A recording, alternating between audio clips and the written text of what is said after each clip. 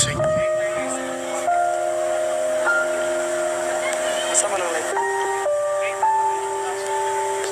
Philippine flag. Yan po. Maraming kulay. Lahat ng kulay. Dahil gusto nyo magkaisa sa bayanan. Kaya lahat po ng kulay. Kayo lang po ang magpapaisa sa ating bayan na to. Maraming pong salamat sa pag-imbita niyo sa akin.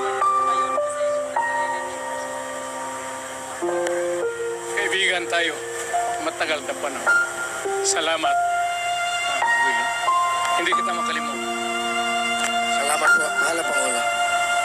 Mayor, sa video. Puna po kayo.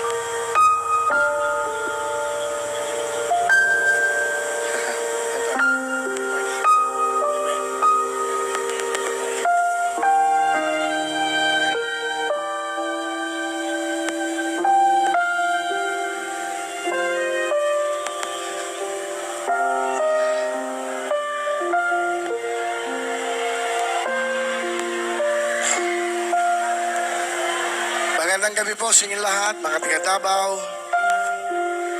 At sa mansulok ng mundo, sa ating Facebook page ng Wawawin, of course, ang mahal na Pangulo natin, ang Rodrigo Duterte page sa YouTube.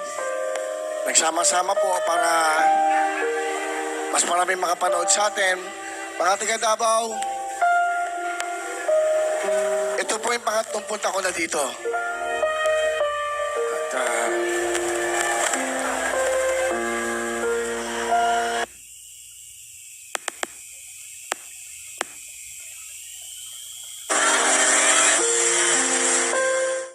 Pupunta ako dyan, mabibigay ako ng jacket. Okay,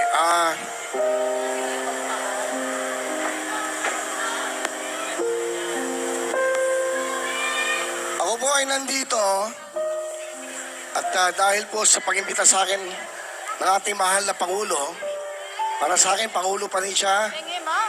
Dahil hanggang ngayon po, napakarami nagmamahal sa isang Rodrigo Roa Duterte. Wala yung akin, ha?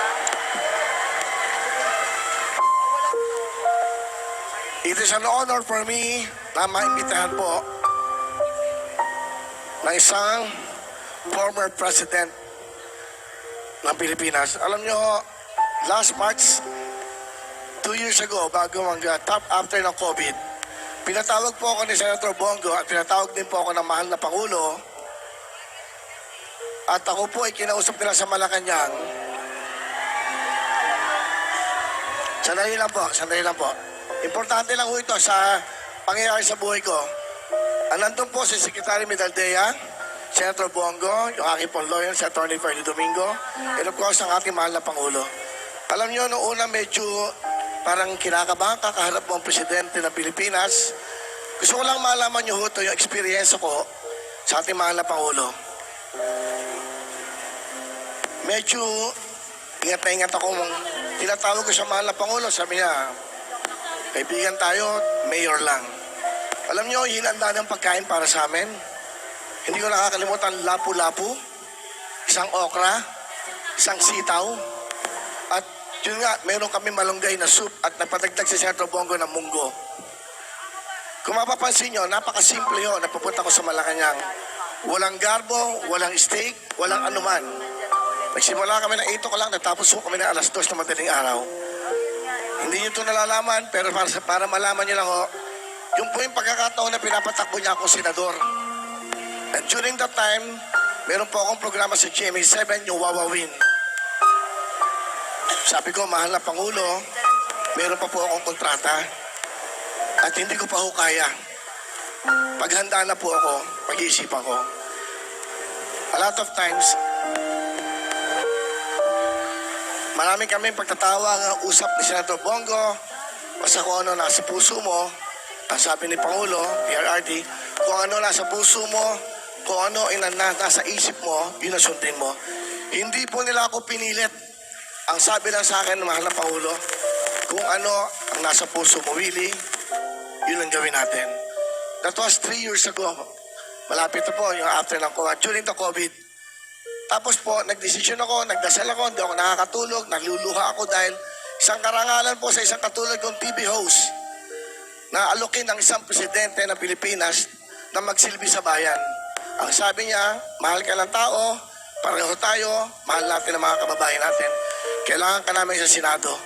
Nung sinabi niyo po sa akin yan, kailangan handa ako. Kailangan hindi kayo mapahiya. Kaya ako po ay tumanggi sa inyo. Nung tumawag sa akin, Senator Bongo, na sinabi ko sa inyo, hindi ko pa ho kaya. Sabi mo sa akin, saludo ako sa iyo. Saludo ako sa iyo, Willie. Dahil sinunod mo ang puso mo. Isang presidente po ang nag-alok sa akin. Tataas ko ang kamay mo, sasamahan kita kahit saan. Hindi pa ho ako handa. Mahal na Pangulo,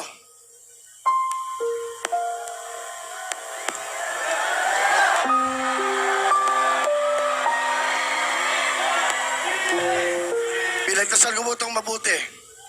Ang sabi ko, dapat hindi politiko ang tawag sa mga nagsisilbi sa bayan. Dapat ang tawag sa kanya, publiko serbisyo, public servant. Dahil pag nakahalo ng politiko, andyan na away, andyan ang ego. Hindi ba napapansin? Ang sarap ng isang bansa na walang nag-aaway, walang kulay na pinipili, nagkakaisa nagmamahalan. Pinagdasal ko itong mabuti. Kung ano po ang magiging desisyon nyo, yun ang susundin ko. Palagay ko, handa na ako.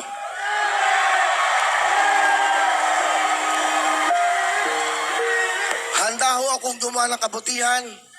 Handa ako magsilbi. Hindi lang sa bayan. Handa ako magsilbi sa ating mga kababayan na nangangailangan ng tulong. Again, mahal na Pangulo, maraming salamat sa tiwala. Kung ano ang utos niyo sa akin, magmula sa puso ko, susundin ko po. Maraming salamat. Ang puso mo at isip ay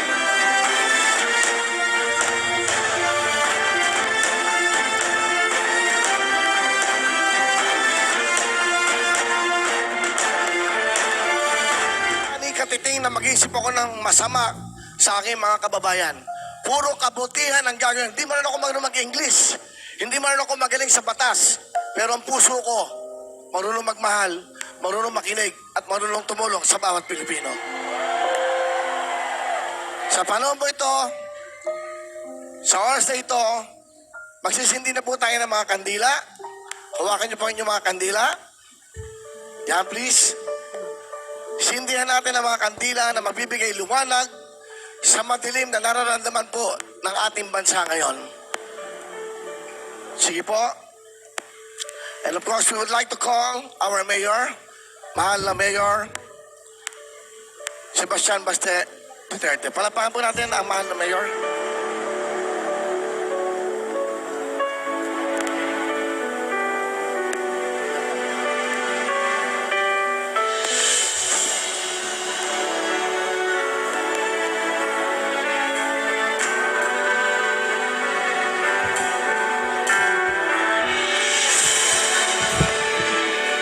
Pwede ba pakihinaan yung ilaw dito sa harap lang, please? Para makita lang.